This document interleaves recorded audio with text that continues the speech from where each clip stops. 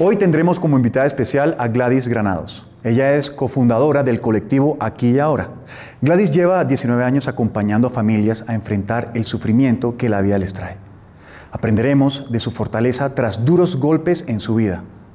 Gladys es un ser humano invaluable que entregó su propia vida para ayudar a los demás.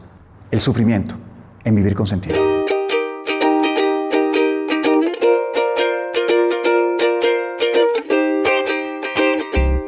Hola, bienvenidos una vez más a nuestro programa Vivir con Sentido. Como siempre nos acompaña nuestro psicólogo de la casa, el doctor Efrén Martínez. Efrén, ¿cómo estás? Muy bien, George. ¿Qué tal tu día? Muy bien, qué gusto estar nuevamente acá. Gracias, estamos como uniformados, ¿no te parece? Hoy nos tocaba de azul. Nos tocaba hoy así, muy bien. Y hoy tenemos el privilegio también de presentarles a Gladys Granados de Rodríguez. Gladys tiene una importante y conmovedora historia de vida. Gladys, ¿cómo estás? Bien, muchas Bienvenida. Gracias. Gracias por la invitación. Con mucho gusto. Gladys, cuéntanos un poco acerca de tu vida. ¿Cómo terminas dándole la mano a las familias que tienen que enfrentar el dolor, el sufrimiento en algunos momentos de su vida? Bueno, pues hablar del sufrimiento es una cosa bien compleja porque empieza desde mucho tiempo atrás, cuando uno no esperaba que fueran a pasar tantas cosas en la vida. Entonces, mi hijo, el segundo, tengo 4 hijos. 4 hijos. El segundo entra en las drogas, cosa que uno no tiene como la prevención y el cuidado que si hay un consumo de alcohol en la familia y hay esa serie de reuniones frecuentes, pues se pueda presentar en los muchachos. Más tarde me entero que él empieza a escurrir botellas, como él mismo decía, desde los 7 años. ¿Cómo es eso?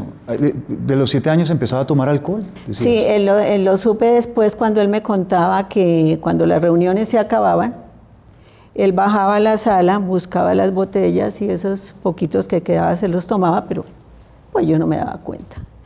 Entonces, él sale luego muy joven de un colegio muy bueno de Bogotá y entra a la universidad y ahí empieza un consumo de marihuana que yo empiezo a percibir, pero no lo quiero aceptar. Entonces me doy cuenta por sus comportamientos, por el olor, que muy jocosamente cuando entraba al cuarto y le decía ¿a qué huele? Me decía, no mami, es que nosotros vivíamos al frente de un bosque. Entonces me decía, no mami, es que allí en el bosque están quemando algo y ese es el olor. ¿Qué era lo difícil de aceptarlo, Gladys? Pues que el hijo se metiera en las drogas, era algo para lo que yo no estaba preparada. Me parecía que a mí no me podía pasar, sencillamente a mí no, porque yo me consideraba una mamá entregada, pendiente de ellos, siempre estuve con ellos. Entonces, ¿por qué me iba a pasar a mí, cierto? Bueno, el tiempo va pasando y ya eso era, taparlo era inevitable. Pero Gladys, perdóname que te interrumpa, tú dijiste que no solamente era por el olor, sino también por el comportamiento. ¿Cómo eran esos primeros comportamientos de él? No, él empezó a no levantarse temprano, ya faltaba clases. Llegaba a deshoras, que había un límite para llegar a la casa, ya esas normas no se cumplían. Los ojos se le ponían muy rojos, muy perezoso, sus hábitos cambiaron, subió de peso, no era agresivo. Si uno lo veía, no pasaba nada extraordinario, pero uno como mamá pues lo percibe. Entonces ya empiezo a preocuparme. Y busco ayudas, de las cuales él no quería aceptar, porque él no tenía nada, con él no había problemas. Se empiezan a presentar borracheras, que esas sí son evidentes. Ahí sí se manifiestan unos comportamientos muy complicados. Y todo esto nos lleva a buscar ayuda. Busco ayuda en muchas partes, pero como va obligado, como que no se dan, resulta volviendo a repetir sus mismas conductas, volviendo a tener sus consumos y no se dan las cosas. Ya después las cosas llegan a tal punto que yo voy donde un psiquiatra que me dice que lo eche de la casa. Entonces yo le digo, doctor, ¿usted sabe a quién le está diciendo eso? Yo soy la mamá. Entonces me dice, no, yo no la voy a obligar, eso es decisión suya. Si quiere, pues téngalo en su casa, no hay ningún problema. Pero a mí me queda la inquietud y yo pues me quedo pensando en lo que me dice este doctor.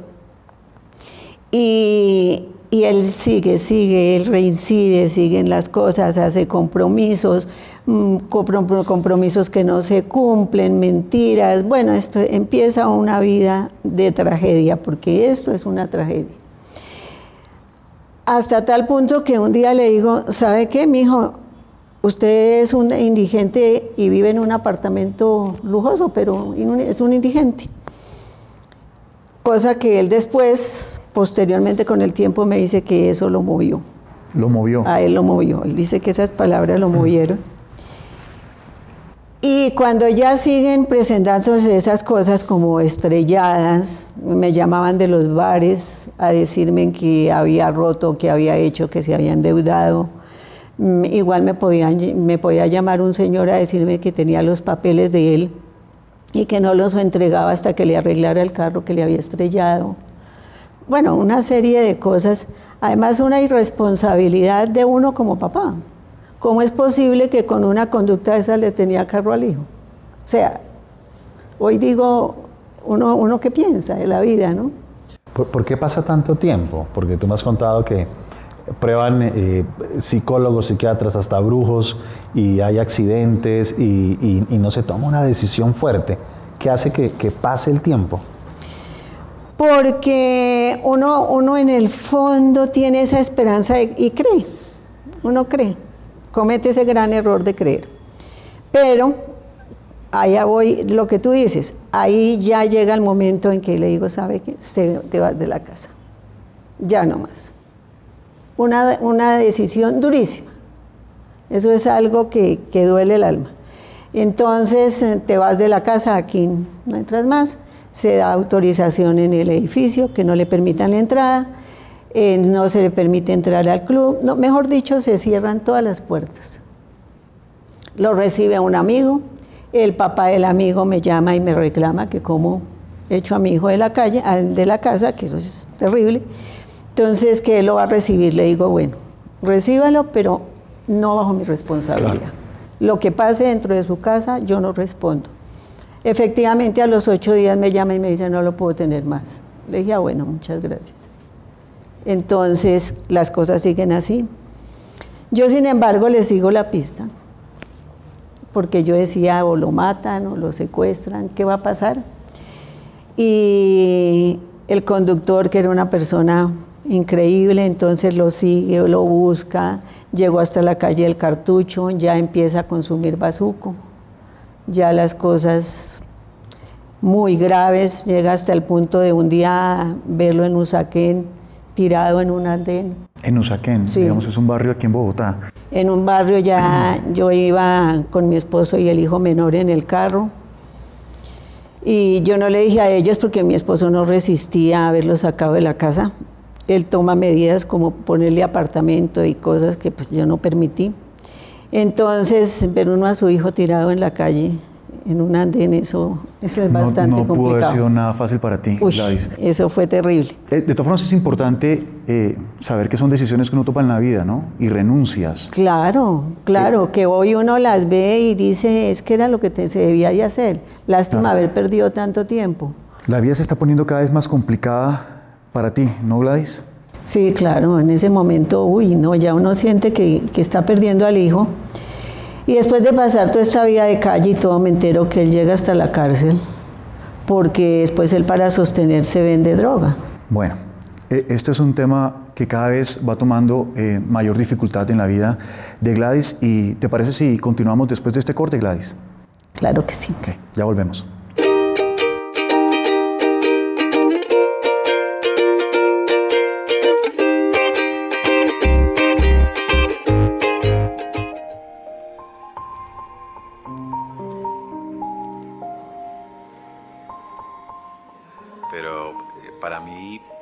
Drogarse no tiene mucho que ver con la libertad, ¿sabes? Yo creo que si tú necesitas fumarte un porro para disfrutar una película de cine, ya vendiste la libertad.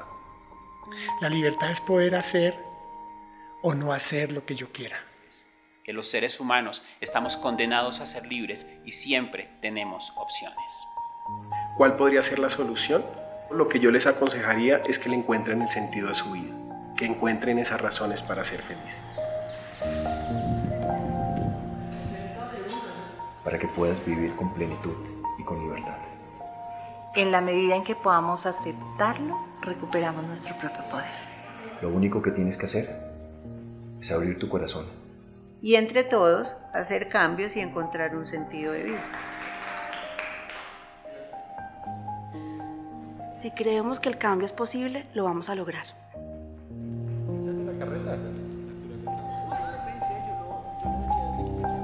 Estamos en ese sentido mejorando la sociedad. La libertad es poder decir, no vuelvo al infierno.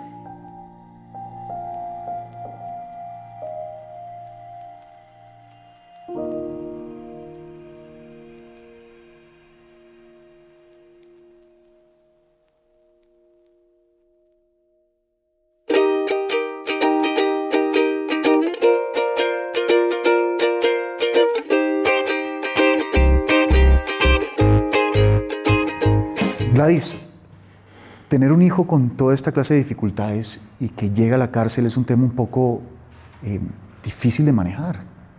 ¿Qué hiciste tú para solucionar esto? Pues ahí en ese momento uno recurre a la plata y si que él se enterara, pues logro que sacarlo, ¿no?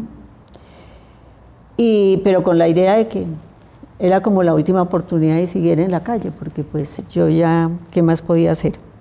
Entonces él llega una noche al apartamento a pedirme ayuda, pero yo no lo dejaba entrar, yo no quería dejarlo entrar porque pues, no, yo ya no creía en él.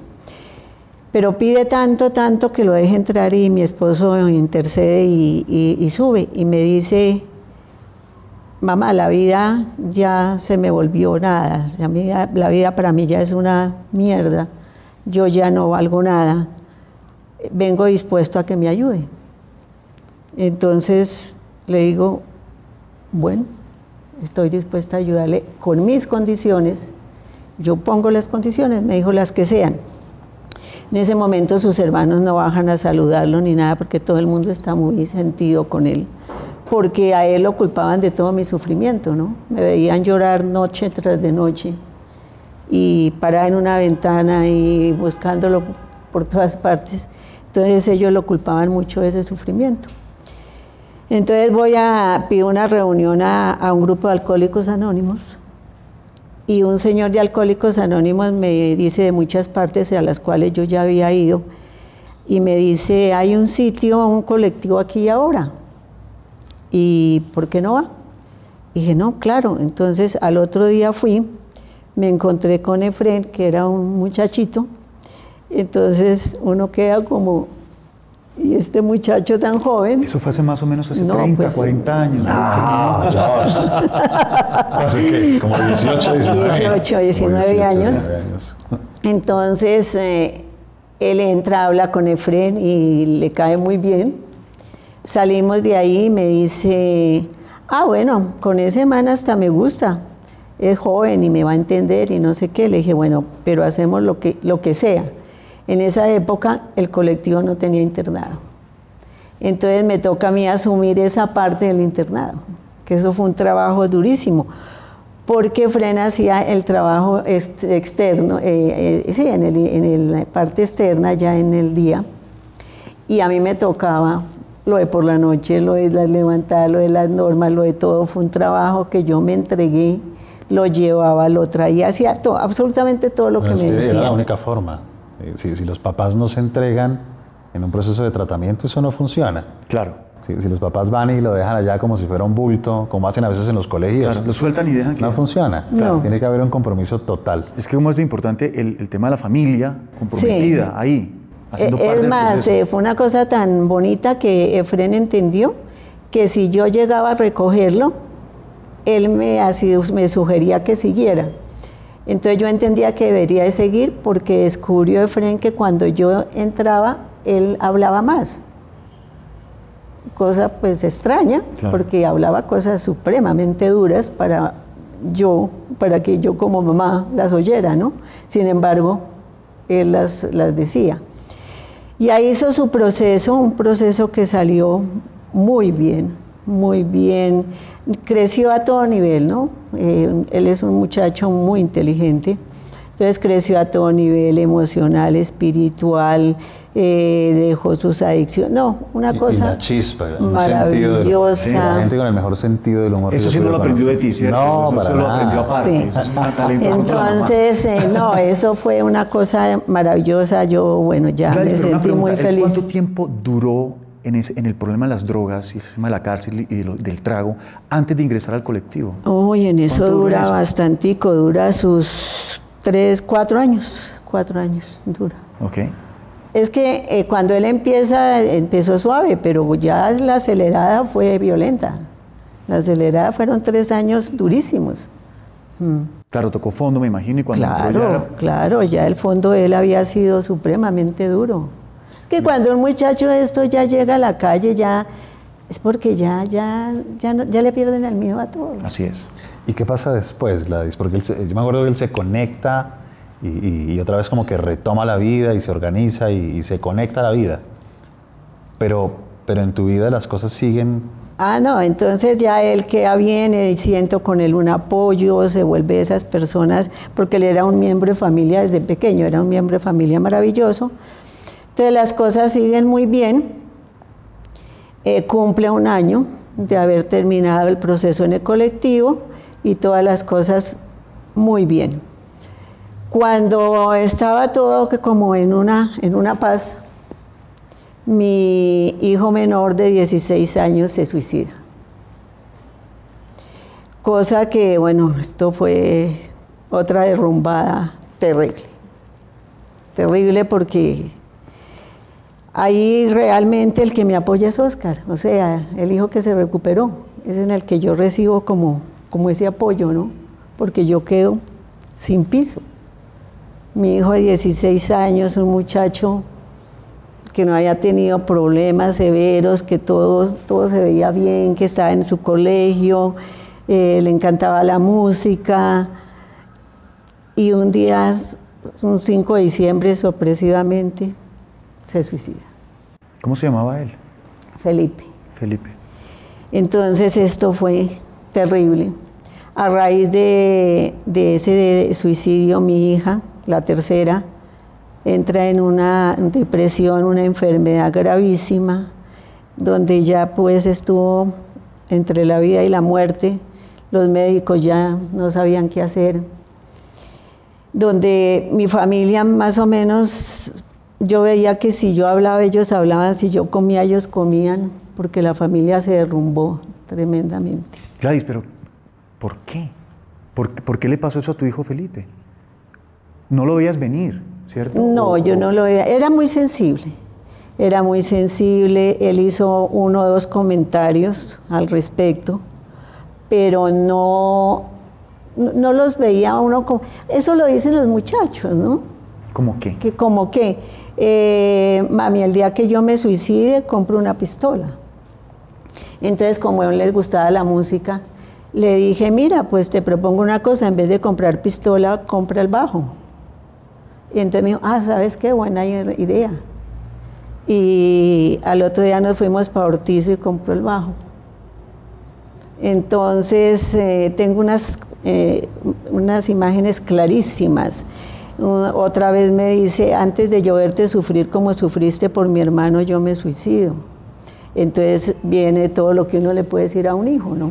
Claro. Que eso no va a pasar, que la historia no se va a repetir, en fin. En todo caso, esto fue un golpe supremamente duro. Uno no entiende estas cosas. Bueno, pasa el tiempo y Oscar me apoya, estamos ahí en esto. Cuando a los 9 meses de haber pasado el suicidio, cuando ninguno nos habíamos recuperado este duelo, porque a los duelos llevan su tiempo. Y una vez Efrén me decía que hay que darle tiempo al duelo, ¿no?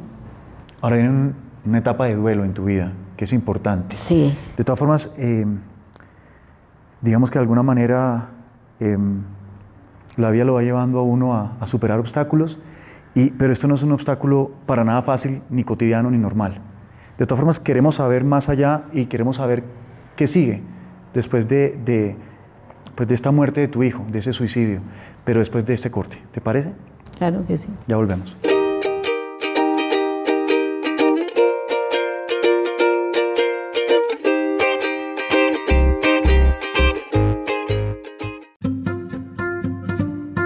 ¿Qué es Te Apoyo? Te Apoyo es una iniciativa que integra digitalmente 2 décadas de trabajo con menores de edad y padres de familia. Pero, ¿qué hace Te Apoyo? Nuestros hijos nos piden un permiso como: mamá, me están invitando a la finca de Juan, todos vamos a ir, ¿me das permiso? Yo soy la única que nunca la dejan salir, y muchas veces no sabes cómo responder. Ahí apretamos el estómago, fruncimos el ceño y mentalmente se nos cruzan un montón de pensamientos.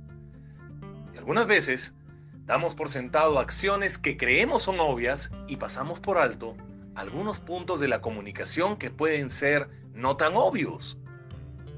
Recordemos que somos generaciones diferentes. Entonces, muchas veces sentimos amenazada nuestra autoridad ante los cuestionamientos de nuestros hijos. Y para evitar explicaciones o razones de por qué no daremos un permiso, usamos una frase muy común: porque yo soy su papá y mientras usted viva en esta casa, hace lo que yo diga, generando en los jóvenes un sentimiento de rechazo. El problema es que sin darnos cuenta podemos deteriorar la relación con nuestros hijos y los dejamos expuestos a peligros reales como el consumo del alcohol, la sexualidad y drogas en edades tempranas. Durante estas 2 décadas hemos recogido información de los temas más sensibles en la educación de los adolescentes. Así, no daremos por sentado nada obvio, ni dejaremos al sentido común una actividad que es nuestra responsabilidad como padres. Te Apoyo te dará herramientas y el conocimiento necesario para poder tomar una decisión adecuada y dar argumentos a tus hijos del por qué sí o no les vas a dar un permiso. También te vamos a retar para que por medio de tareas logres explorar la vida de tus hijos, darles apoyo y sentido. Que miremos juntos áreas que no se veían antes, ya que por el trabajo y la falta de tiempo, a veces olvidamos revisar. Así, estaremos más en contacto con ellos y fortaleceremos su entorno. Por último, si tienes dudas sobre su sexualidad, cómo poner límites, bullying u otros tantos riesgos a los que están expuestos, podrás consultar directamente a uno de los principales expertos para que te den una respuesta. Y así, seremos padres más seguros y tendremos hijos más felices.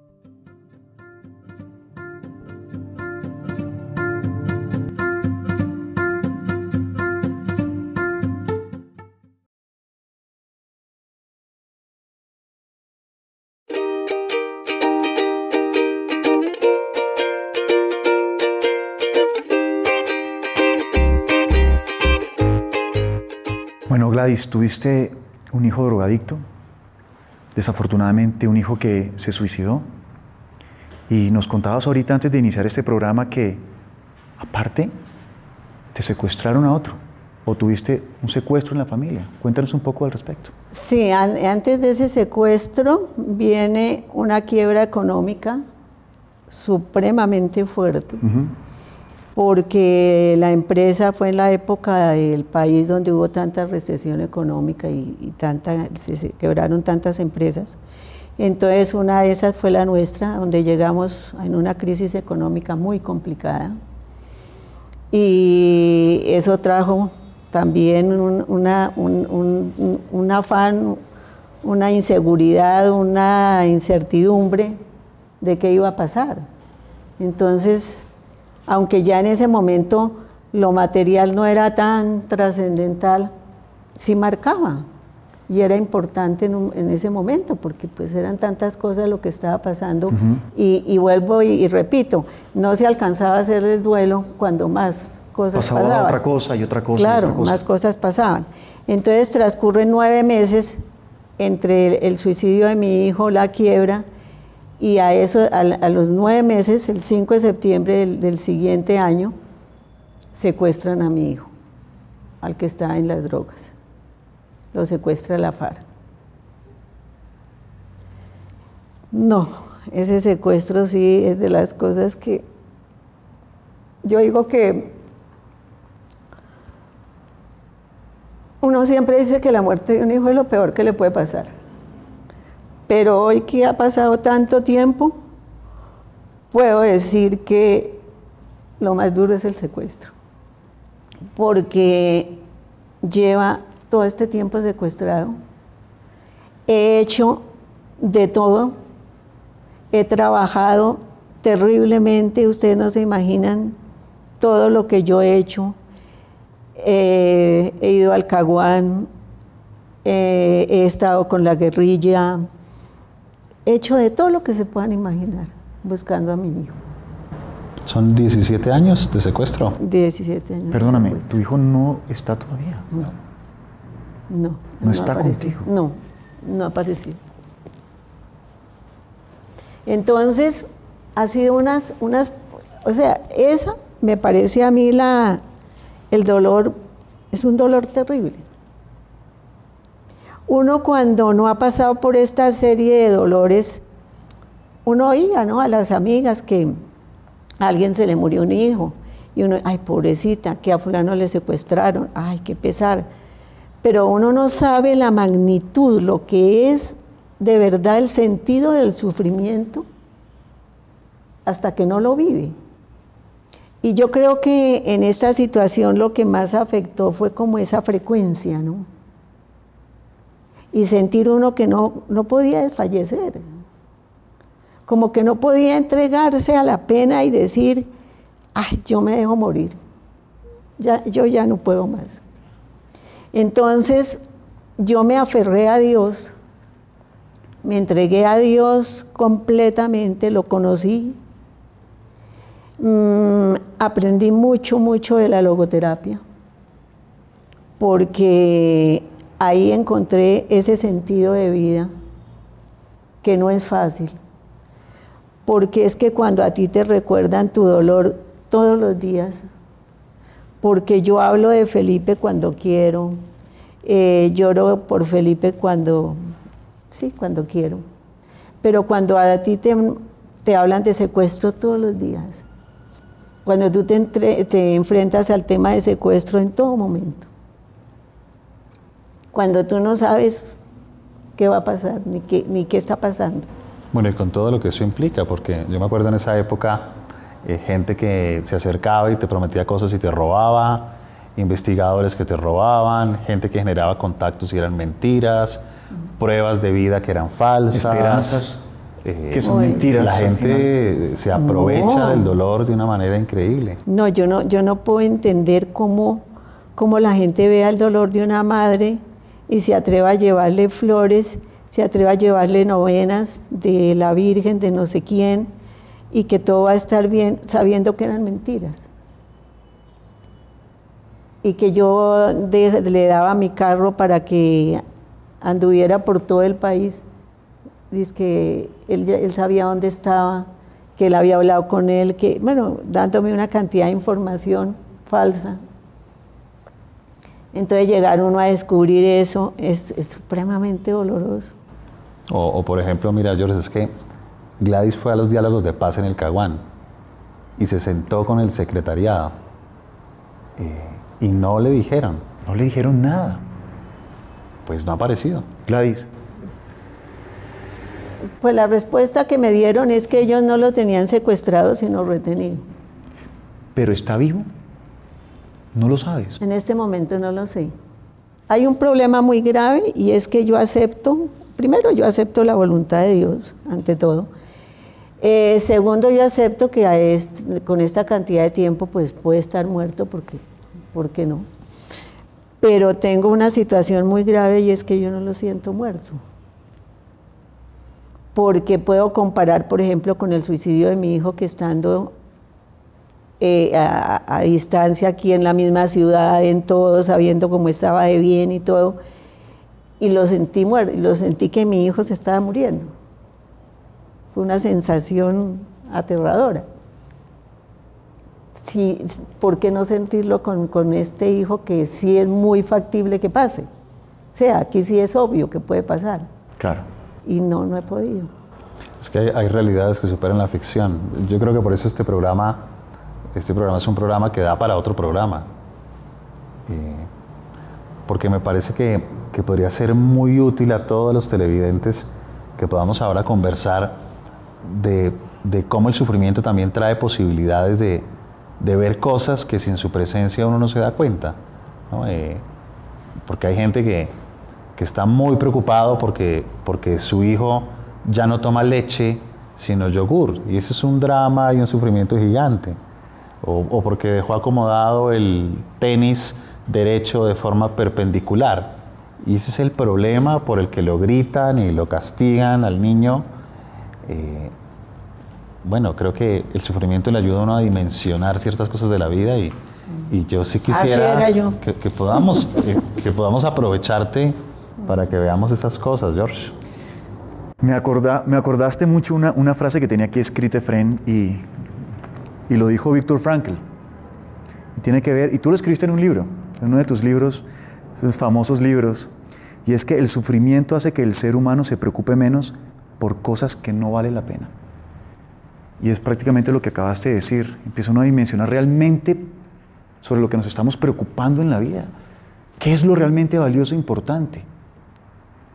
Y pienso que los seres humanos no alcanzamos a darnos cuenta que la vida está en otra cosa. Los valores tal vez están depositados en otros contextos, como tú muchas veces nos has enseñado en el coaching existencial, en el curso que hacemos. Pero bueno, Efren, Gladys, ¿qué tal si dejamos esto para el siguiente programa? Así que la próxima semana, pues esperamos tenerte, porque este es un tema que no es de un solo programa, Gladys. Antes que nada, quiero agradecerte por tu tiempo, por tu honestidad, por vulnerabilizarte ante nosotros y ante el público que nos está viendo. Y de verdad que eres muy valiente. Eres un ejemplo a seguir, y eso lo vamos a ver en el siguiente programa. ¿Te parece? Gracias. Gracias. Bueno, muchas gracias a ustedes una vez más por acompañarnos, y nos vemos la próxima semana.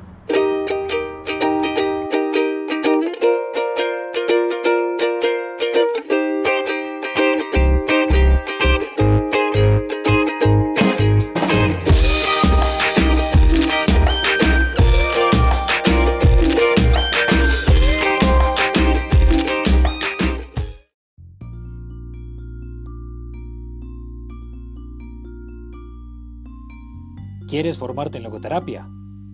Estudia con nosotros. Te invitamos a conocer nuestros programas de formación presencial. Maestría en Psicología Clínica Logoterapéutica. Formación en Coaching Existencial.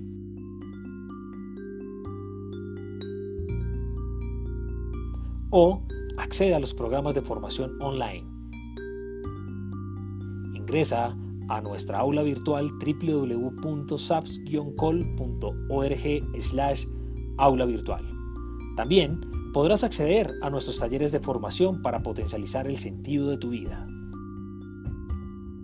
Ingresa a www.saps-col.org e inscríbete a todos nuestros programas de capacitación. SAPS, Sociedad para el Avance de la Psicoterapia Centrada en el Sentido.